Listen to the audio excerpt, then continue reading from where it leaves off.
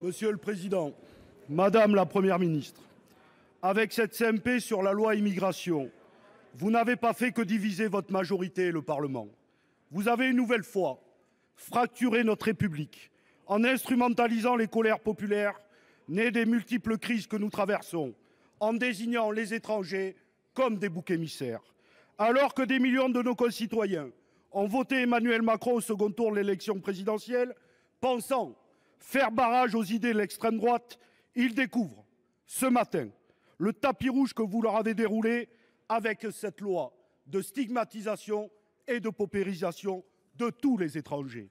Durcissement du regroupement familial, du droit du sol, des conditions d'accueil des étudiants, instauration de quotas, rétablissement du délit de séjour irrégulier.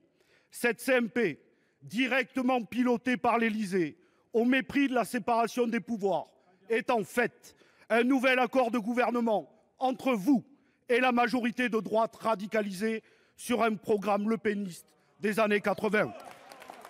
Ne vous offusquez pas, chers collègues, car l'instauration de la préférence nationale pour les prestations sociales, c'est bien Jean-Marie Le Pen. J'alerte nos compatriotes qui pensent que leur situation personnelle peut s'améliorer avec la préférence nationale, qu'ils se souviennent bien que le recul des droits des étrangers précède toujours le recul des droits pour toutes et tous. Cette loi est une souillure pour notre pays, qui ne sera jamais une nation ethnique. Elle reste une nation politique basée sur les valeurs, liberté, égalité, fraternité, avec une longue tradition d'accueil qui s'est construite aussi avec les vagues d'immigration, ne vous en déplaise.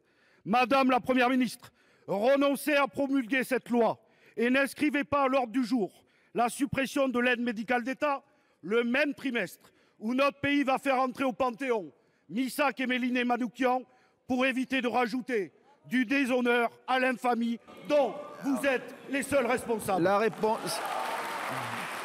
La parole.